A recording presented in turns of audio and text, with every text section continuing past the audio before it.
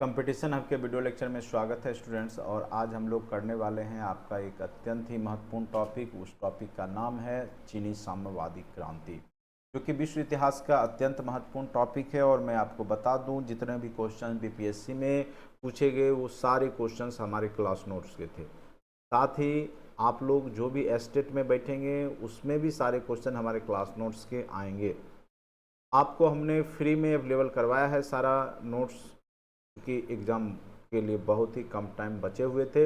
लेकिन जो लोग पेड कोर्स से जुड़ना चाहते हैं वो जुड़ सकते हैं, क्योंकि अभी आपका तो एस्टेट है, आगे चल करके आपको बीपीएससी का भी एग्ज़ाम देना है। ठीक है, तो बीपीएससी के एग्ज़ाम के लिए आप फाउंडेशन बैच में जुड़ सकते हैं। सारे क्वेश्चन आप देख सकते हैं। हमारे स्टूडेंट्स ने 75 प्लस ही स्टूडेंट्स ने स्कोर किया है, उसमें कोई शक नहीं है। सारे क्वेश्चन चूँकि 120 में कम से कम तो वहाँ पे 100 प्लस क्वेश्चन जो थे वो हमारी क्लास नोट्स से डायरेक्ट लगे थे। ठीक है, तो उसके पीछे रीज़न है, चूँकि हमने आपको जो पढ़ाया वो सारे बुक के जो भी थ्योरेटिकल पार्ट है उसको हमने वहाँ से लिया है, उसके निचोड़ लिए हैं। और निश्चित रूप से कोई भी क्वेश्चन सेटर जब क्वेश्चन सेट करता है तो वो आपके एनसीईआरटी या कोई भी जो स्टैंडर्ड बुक है उसी को मापदंड मान करके वहीं से क्वेश्चन वो उठाता है। तो निश्चित रूप से सारे क्वेश्चंस आप देखेंगे, अगर आप खोजना चाहेंगे तो सारे क्वेश्चन आपको हमारे नोट्स में दिख जाएंगे कि ये सारे क्वेश्चन को हमने पढ़ा रखा है। ठीक है, तो आपके लिए अत्यंत ही महत्वपूर्ण है कि अगर आप लोग एस्टेट अभी कर रहे हैं और आगे चलकर अभी सारे टॉपिक हमारे कंटेंट में ऑलरेडी है, विश्व इतिहास के और प्राचीन मिडेवल हिस्ट्री या ज्योग्राफी, पॉलिटी, इकोनॉमिक्स के सारे टॉपिक के हमारे जो वीडियो लेक्चर है प्रीवियस वो सारे कंटेंट में हमने ऑलरेडी डाल रखा है। तो अभी आप फिलहाल कोर्स को भी ले सकते हैं, कम टाइम है फिर भी ले सकते हैं, क्योंकि आगे चल करके फिर आपको बीपीएससी का एग्ज़ाम देना ही है और वहाँ पर भी आपको यही सब चीज़ पढ़ने पड़ेंगे। ठीक है, तो नोट्स के लिए आप लोग जो परेशान होते हैं तो उसके लिए बस आप लोग क्या कीजिए कि ऐप में जो है आपका लिंक दिया गया है मेरा डिस्क्रिप्शन बॉक्स में, वहाँ से आप जा करके बाय कर ले। तो आगे चल करके आपको ये जो नोट्स है वो आपको बीपीएससी के एग्ज़ाम के लिए भी जो है वैलिड हो जाएगा, क्योंकि 1 ईयर का वैलिडिटी रहता है हमारे कोर्स का। और आपका जो है एग्ज़ाम फिर से दोबारा बीपीएससी के माध्यम से 2 से 3 मंथ के अंदर यानी नवंबर से दिसंबर तक आपका फिर से एक बार आयोजित होगा, क्योंकि बहुत सारे ऐसे सीट होंगे जो कि खाली रह जाएंगे। ठीक है, क्योंकि लोग उसमें जो है कट ऑफ भी क्लियर नहीं कर पाएंगे। तो एकदम 100% विश्वास रखिए कि निश्चित रूप से आप अगर तैयारी करते हैं तो आगे आपको आने वाले समय में जो बीपीएससी का एग्ज़ाम होगा उसमें बहुत ही ज़्यादा फायदा मिलेगा आपको। ठीक है, चलिए यहाँ का जो टॉपिक है वो है आपका चीनी साम्यवादी क्रांति। हमने आपको इससे पहले रूसी क्रांति के बारे में बताया, किस प्रकार से जो है मार्क्सवादी विचारधारा से प्रभावित होकर के रूस में एक क्रांति का जन्म हुआ, जहाँ पे साम्यवाद वहाँ पे आया। ठीक है, और सबसे सफल क्रांति साम्यवाद का अगर देखें तो वो आपका रूस का ही पहला था, जो कि 1917 में ही हो गया था। और यहाँ पे हम लोग जो पढ़ेंगे चीनी क्रांति, ये बहुत बाद की क्रांति है, 1949 की क्रांति है, जो कि हमारे देश के आज़ादी के बाद की क्रांति है। ठीक है, तो यहाँ पर देखेंगे कि चीनी साम्यवाद क्रांति जो है विश्व इतिहास की एक महत्वपूर्ण घटना मानी जाती है, जिसने मानवीय इतिहास में अनेक ऐसे मूल्यों एवं व्यवस्थाओं को जन्म दे दिया जो देश और काल के परे समस्त मानवता के लिए था। इस क्रांति का पूरा विश्व पर निर्णायक प्रभाव पड़ता है, केवल जो है चीन पे ही नहीं बल्कि पूरे विश्व में। आप देखिएगा कि एक माओवादी विचारधारा यहाँ पे पनपता है, माओ से तुंग की विचारधारा पनपता है, और पूरे भारत भी उससे प्रभावित है। ऐसा नहीं कि भारत में माओवादी विचारधारा के लोग नहीं हैं, कम्युनिस्ट विचारधारा के लोग नहीं हैं, भारत में भी हैं। और आसपास इंडोनेशिया है, भूटान है, या जो भी देश हैं वो सब में आपको इस तरह की विचारधारा आपको देखने को मिलेगी। और कहीं ना कहीं इसकी शुरुआत आप देखेंगे तो चीनी साम्यवादी क्रांति से ही हुई है। ठीक है, 20वीं सदी के प्रारंभ में, 20वीं सदी मतलब 1900 से 2000 के बीच में पीरियड में दो प्रमुख क्रांति हुए। एक आपका रूसी क्रांति जो कि 1917 में हुआ, जिसमें मजदूरों के द्वारा किया गया था। जो रूसी क्रांति थी वो मिल मजदूरों के द्वारा किया गया था, वहीं चीन की जो क्रांति थी वो किसानों के द्वारा किया गया था। कि तो ये यहाँ पे दोनों में थोड़ा सा डिफरेंस है, दोनों साम्यवादी ही क्रांति है, लेकिन रूसी क्रांति मजदूरों के द्वारा किया गया, जबकि चीनी क्रांति क्या किया गया था, किसके द्वारा किया गया था, तो किसानों के द्वारा किया गया था। ठीक है, विशेषता मजदूर के बजाय किसान क्रांति के केंद्र में थे। यहाँ पर कौन केंद्र में थे, तो किसान, जबकि रूसी क्रांति में मजदूर, क्योंकि वहाँ पे जो श्रमजीवी वर्ग था वो वहाँ पे मेन केंद्र में था। लेकिन अगर आप चीन की क्रांति को देखेंगे तो यहाँ पे जो किसान थे वो यहाँ पर मेन केंद्र में थे। यहाँ पर देखने को आपको मिलेगा सशस्त्र जो हथियारबंद लामबंदी, चूंकि माओ से तुम क्या बोलेगा कि जो आज़ादी मिलेगी, आर्थिक आज़ादी मिलेगी, समाजवादी विचारधारा को उन्होंने लाने के लिए गोली बंदूक का सहारा लिया, और उन्होंने बोला भी कि जो आपका जो अगर आपको आर्थिक आज़ादी चाहिए या समाजवाद लाना है तो वो गोली मतलब बंदूक के गोली से निकलेगा, ठीक है। तो इस प्रकार से उन्होंने जो है यहाँ पर जो सशस्त्र लामबंदी किया, गुरिल्ला पद्धति अपनाई, चीनी साम्यवादी। अब देखिए यहाँ पर ये मेन था आपका विशेषता के रूप में। अब अगर आप देखिएगा तो गुरिल्ला पद्धति और सशस्त्र लामबंदी। उसके बाद है साम्यवादी क्रांति के उदय के क्या क्या कारण थे, वो मेन रूप से था आपका रूस बगल का देश है चीन के, तो उसके जो क्रांति हुई थी 1917 उसका प्रभाव बहुत ज़्यादा था चीन पे। उसके बाद पश्चिमी शक्ति जो यहाँ पर इंग्लैंड जो था, उन्होंने कई तरीक़ा से चीन में शोषण किए थे, तो ये भी बहुत बड़ा कारण था। शिक्षा का प्रसार हो चुका था, बहुत सारे कॉलेज खुल गए थे, माओ से तुंग का नेतृत्व मिल गया इन लोगों को। कोमितांग जो पार्टी बनी वो जनता के प्रति जो है अच्छी पार्टी नहीं बनती है और लोगों के हित की पूर्ति नहीं कर पाती है, तो जनता में असंतोष की भावना कोमितांग पार्टी के प्रति भी था। और चीन का आर्थिक विकास भी यहाँ पर मेन कारण था, ठीक है। तो इस प्रकार बहुत सारे कारण थे जो कि आपको चीन की क्रांति होना सुनिश्चित कर दिया, ठीक है। सबसे पहले आते हैं रूसी क्रांति का क्या प्रभाव मिलेगा। पेरिस शांति सम्मेलन के पश्चात चीन के लोगों के मन में यह धारणा कर गई कि बोल्शेविक विचारधारा को स्वीकार करने पर ही चीन का उद्धार होगा, ठीक है। जब आपका रूसी क्रांति का जो पेरिस शांति सम्मेलन हुआ उसके बाद जो है यह विचारधारा जो है चीन तक आ गई और वहाँ पे भी लोगों को लगा जो बोल्शेविक विचारधारा उसी के माध्यम से अब हमारा भी कल्याण होगा, ठीक है। माओ से तुंग ने 1920 में चीन में चांगसी में, जगह का नाम है चांगसी, वहाँ पे मजदूरों की एक राजनीतिक संगठन की स्थापना की और आगे चल करके यही संगठन जो है महत्वपूर्ण भूमिका निभाएगा। चीन में पश्चिमी शक्तियों के प्रति असंतोष, चूंकि ये लोग जो है अपने हितों की पूर्ति के लिए, यानी यूरोपीय जो देश थे अपने हितों की पूर्ति के लिए चीनी सरकार को आर्थिक दृष्टि से खोखली कर रही थी, ठीक है। और जनता पर कर का भार लगातार बढ़ता जा रहा था जिससे जनता असंतुष्ट थी, ठीक है।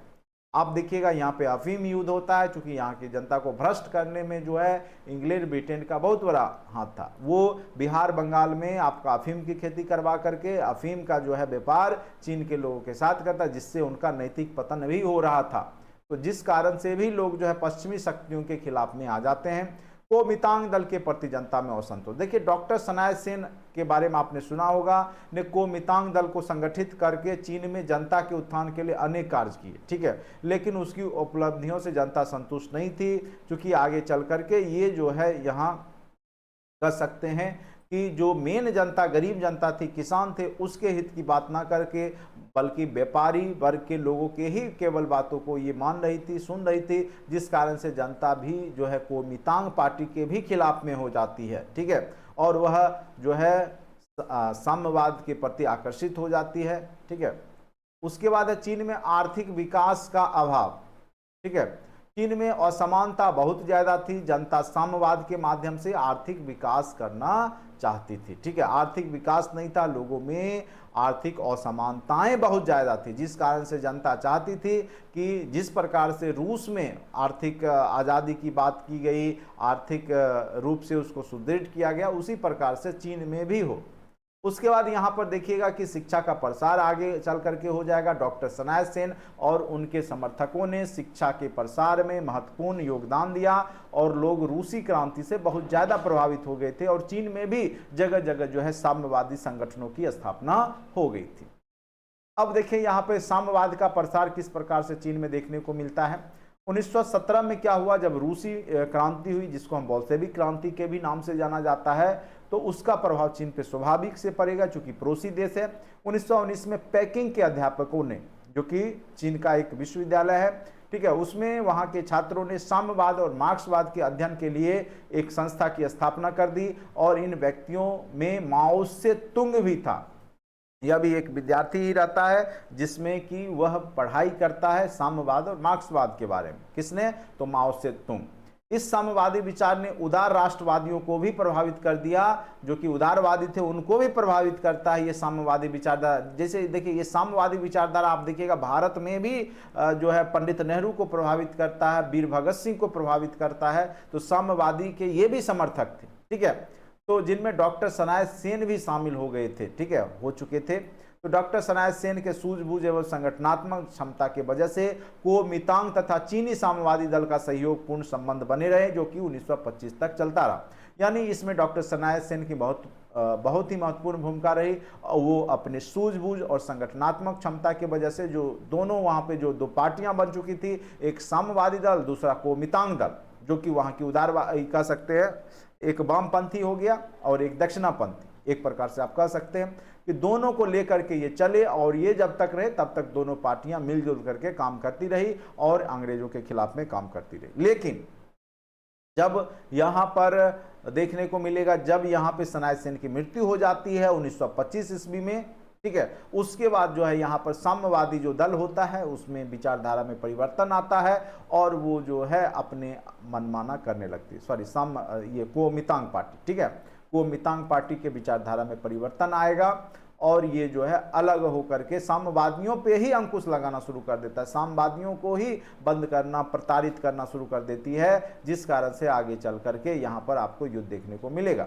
तो दोनों ने मिलकर के 1925 तक कार्य किया था। किसने? तो जो वहाँ का कह सकते हैं दक्षिणापंथी और वामपंथी कुओमितांग पार्टी और साम्यवादी दल था, दोनों ने मिलकर के 1925 तक अच्छा काम किए, ठीक है। लेकिन आगे चलकर क्या होगा कि 12 मार्च 1925 को डॉक्टर सनाय सेन की मृत्यु हो जाएगी और आगे चल करके दोनों पार्टी में मतभेद की स्थिति आएगा।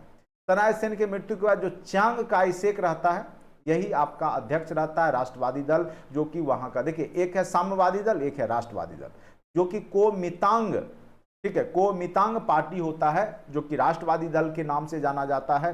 राष्ट्रवादी दल को ही चीन में कुओमितांग पार्टी के नाम से जाना जाता था। इसी के प्रधान कौन बने? च्यांग काई शेक बने, ठीक है। और साम्यवादियों पर इन्होंने क्या किया? शिकंजा कसना शुरू कर दिया। उल्टे मतलब जब साथ में रहे लेकिन आगे चल करके साम्यवादियों पे ही इन्होंने शिकंजा कसना शुरू कर दिया और साम्यवादियों को ही प्रताड़ित करना और मारना शुरू कर दिया, ठीक है। इससे साम्यवादी बहुत ही ज्यादा कह सकते हैं कि यहाँ से प्रभावित होकर के और इस राष्ट्र कह सकते हैं कि कुओमितांग पार्टी के द्वारा जो किया जा रहा था, जो कह सकते हैं यहाँ पर शोषण और यहाँ पे जो साम्यवादियों के खिलाफ में जो योजनाएं वहाँ पे की जा रही थी, कहने का अर्थ है कि यहाँ पर जो साम्यवादी पार्टी के खिलाफ में साम्यवादियों को समाप्त करने का प्रयास किया जा रहा था, तो इससे लेकर साम्यवादी पार्टी प्रभावित हुई और वो 6000 मील लंबी दूरी तय करके अनेक नदियों, पहाड़ों, जंगलों को पार करते हुए सेंसी प्रांत के येनान नगर में पहुंच जाते हैं, ठीक है, और वहीं पे अपना अड्डा बनाते हैं और उसे राजधानी बनाकर अपनी सरकार की स्थापना करते हैं। यानी जो च्यांग काई शेक कुओमितांग जो राष्ट्रवादी दल रहता है, उसने साम्यवादियों को अपने क्षेत्र के सीमा से दूर भेज दिया था और उसका नाम था सेंसी प्रांत, ठीक है, येनसी प्रांत होना, येनसी, ठीक है। और येनान नगर पहुंच करके उसको अपनी राजधानी बनाई और वहां पर साम्यवादियों ने अपना सरकार स्थापित किया, ठीक है। और आगे देखिए क्या होता है, जब 1931 ईस्वी में जापान ने चीन पर आक्रमण कर दिया, एक छोटा सा देश, चूंकि रूस और जापान दोनों पे आक्रमण करता है, तो यहाँ पर चीन की च्यांग काई जो शेक की सरकार होती है, राष्ट्रवादी दल की सरकार, वो जापानियों का मुकाबला नहीं कर पाती है और उल्टे क्या करती है, जो कि साम्यवादी रहता है, साम्यवादी पार्टी जो कि है वहाँ का, उसी को जो है यहाँ पे विरोध करती है और उसके ही खिलाफ ही दमन जारी रखती है। कहने का मतलब है जब यहाँ विदेशी दुश्मन है तो विदेशी दुश्मनों के खिलाफ में ना शक्ति लगा करके, बल्कि अपने ही जो उनके देश के लोग थे, साम्यवादी लोग, विचारधारा को मानने वाले, उसके दमन की ओर विशेष ध्यान रखती है, ठीक है, जिससे कि जनता च्यांग के राष्ट्रवादी दल और सरकार के विरुद्ध हो गई। स्वाभाविक सी बात है, वह समय था जापान को हराने का, लेकिन च्यांग काई शेक केवल साम्यवादियों के खिलाफ में ही अपनी एनर्जी लगा रहा था। तो वहीं दूसरी तरफ जो है साम्यवादियों ने जापानियों से मुकाबला किया। वहीं जो दूसरा तरफ जो पार्टी है, जो कि वहाँ का साम्यवादी पार्टी है, उसने क्या किया था कि जापानियों का मुकाबला किया था, जिससे जनता जो है साम्यवादियों के समर्थक बन गई और साम्यवादी दल राष्ट्रवादी से अधिक राष्ट्रवादी निकला। ठीक है, द्वितीय विश्व युद्ध तक दोनों दल आपस में लड़ते रहे। पश्चिमी देश जापान को मुकाबला करने हेतु दोनों दल के बीच समझौता करने का प्रयास किया। ठीक है, जो कि पाश्चात्य देश थे, अमेरिका हुआ, तो ये लोग दोनों में समझौता कराने का प्रयास किया। किंतु 1945 में अमेरिका ने जब जापान पर परमाणु बम गिराए तो उसके साथ ही जापान ने जब आत्मसमर्पण कर दिया। ठीक है, तो ये मौका रहा किसके लिए? साम्यवादियों के लिए। और किंतु चीन की समस्या का अंत यहाँ नहीं होता है। देखिए, जापान वहां से चला गया, चूंकि वहां पे अमेरिका के बम गिराने के बाद हिरोशिमा और नागासाकी पे जापान की स्थिति दयनीय हो गई और वह जो है यहाँ पर इसको स्वतंत्र कर दिया, यानी जो युद्ध था या वो छोड़ करके वो जब चला जाता है। लेकिन यहाँ की जो स्थिति रहती है, चियांग काई शेक जो कोमितांग पार्टी है और साम्यवादी पार्टी है, उसके बीच में जारी रहता है। अब प्रश्न था जापान द्वारा चीन के अधीन क्षेत्रों पर किसका नियंत्रण हो, क्योंकि जापानी को भगाने में कोमितांग पार्टी के साथ साथ जो है मेन भूमिका साम्यवादियों ने निभाया था। इसीलिए जो जापान का जो अधिकार क्षेत्र वाला, जो नियंत्रण वाला क्षेत्र था, उस पर अधिकार कौन लेगा? अब कोमितांग पार्टी वाला लेगा या फिर आपका साम्यवादी विचारधारा वाला लेगा, माओ से तुंग की पार्टी वाला लेगा। ठीक है, तो दोनों दलों के बीच में संघर्ष छिड़ जाता है। फिर यहाँ पे जो है अमेरिका ने पुनः एक मार्शल योजना तैयार की और जिसके तहत क्षेत्र जिस दल के कब्जे में है वह उसी क्षेत्र सरकार चलाए जाएंगे। किंतु साम्यवादियों ने क्या किया? हथियार उठाया, सशस्त्र कार्रवाई करते हुए चीन के विभिन्न क्षेत्रों पर अपना नियंत्रण स्थापित कर दिया। चियांग की सरकार जो थी, जो कोमितांग पार्टी की चियांग काई शेक की जो सरकार थी, उसको भागना पड़ा और भाग करके वो फार्मोसा द्वीप जो है वहां पर स्थित था, वहां पर चला गया। आज भी जो है वो ताइवान के नाम से आप लोग सुनते होंगे। ठीक है, तो इस तरह चीन में 1949 में माओ से तुंग के नेतृत्व में साम्यवादी क्रांति सफल हुई। तो कई बार पूछेगा कि किस पार्टी से जुड़े हुए थे माओ से तुंग, तो साम्यवादी, ये तो याद रहेगा। उसके बाद आपका जो है एक और जो अभी हमने बताया राष्ट्रवादी पार्टी से जुड़े हुए थे कोमितांग। ठीक है, कोमितांग पार्टी का ही नाम था राष्ट्रवादी पार्टी। चियांग काई शेक, नाम नहीं भूलिएगा, चियांग काई शेक, और एक तरफ माओ से तुंग। ठीक है, अब देखिए यहाँ पर साम्यवादियों की सफलता के क्या कारण रहते हैं। तो मेन जो आपका वहाँ का जो राष्ट्रवादी पार्टी था वो और लोकप्रिय था और भ्रष्ट शासन। उसके बाद सैन्य संगठन एवं सैन्य रणनीति जो इसकी कमजोर थी। समाज में विभिन्न वर्गों में सामाजिक आर्थिक असंतोष की स्थिति थी। राष्ट्रवादी सरकार को साम्राज्यवादी शक्तियों के साथ संबंध था। सबसे बड़ी बात है कि कोमितांग पार्टी जो था वो साम्राज्यवादी शक्तियों के समर्थन में रहता था। चियांग काई शेक और दूरदर्शिता था, मतलब उसको उतना दूरदृष्टि नहीं दिखाई दे रही थी। चीनी साम्यवादियों की रणनीति जो कूटनीति थी वो बेहतर थी और उन्होंने यहाँ पर अच्छा किया। ठीक है, वो जनता की भावनाओं को समझे। ठीक है, तो इस प्रकार से आप देखिएगा तो साम्यवादी के सफलता का प्रमुख कारण आपको यही सब दिखेगा। परिणाम क्या हुए? चीन में 1949 में साम्यवादियों की सरकार आई, लोक गणराज्य की स्थापना की गई। एशिया महाद्वीप पर जो विशाल क्षेत्र, जो चीन एक सबसे बड़ा देश है, उस पर साम्यवादियों का कब्जा हो गया। भारत सहित चीन के आसपास के देशों में माओवादी विचारधारा, जो माओ से तुंग की विचारधारा है, उसके चिंतन को प्रोत्साहन मिला। चीन एक नई शक्ति के रूप में उभरा, जो आज आप लोग देख ही रहे हैं। लेकिन आज भी पश्चिमी देश भयभीत रहते हैं, किससे? चीन से। तो तीसरी दुनिया के समक्ष 20वीं सदी के उत्तरार्ध में माओवाद एक विकल्प के रूप में देखा जाने लगा।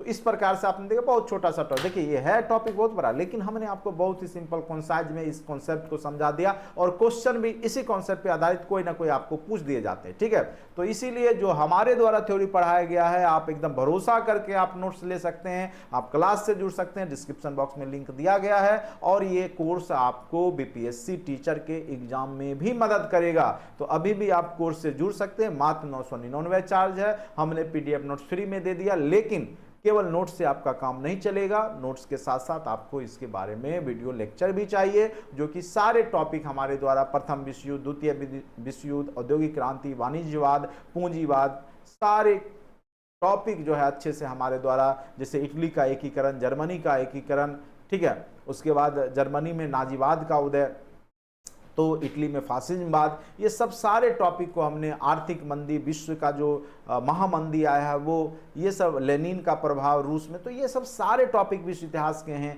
पुनर्जागरण, धर्म सुधार आंदोलन, औद्योगिक क्रांति, ये सब सारे टॉपिक आपको कंटेंट में ही मिलेंगे और आप कोर्स को बाय कर सकते हैं। डिस्क्रिप्शन बॉक्स में लिंक दिया गया है और ये कोर्स आपको अप टू बीपीएससी का जो एग्जाम होगा नेक्स्ट, वहां तक वैलिड रहेगा, ठीक है। इसलिए आप लोग कोर्स को जरूर से जरूर लें, ठीक है। और इसमें आपको टेस्ट सीरीज भी आपको मिलेंगे, वीडियो लेक्चर साथ साथ मिलेंगे, हर एक टॉपिक वाइज आपको पीडीएफ दिया जाएगा बहुत ही अच्छे से, और आपकी तैयारी इतनी मजबूत कर दी जाएगी कि आप 120 में 90 प्लस लाने के एवज में रहेंगे और आप उतना आसानी से ला सकते हैं, ठीक है। और हमारे स्टूडेंट्स ने इस बार भी 80 प्लस में 75 पर, कई संख्या है जिनका कि 75 प्लस वालों की संख्या है, ठीक है।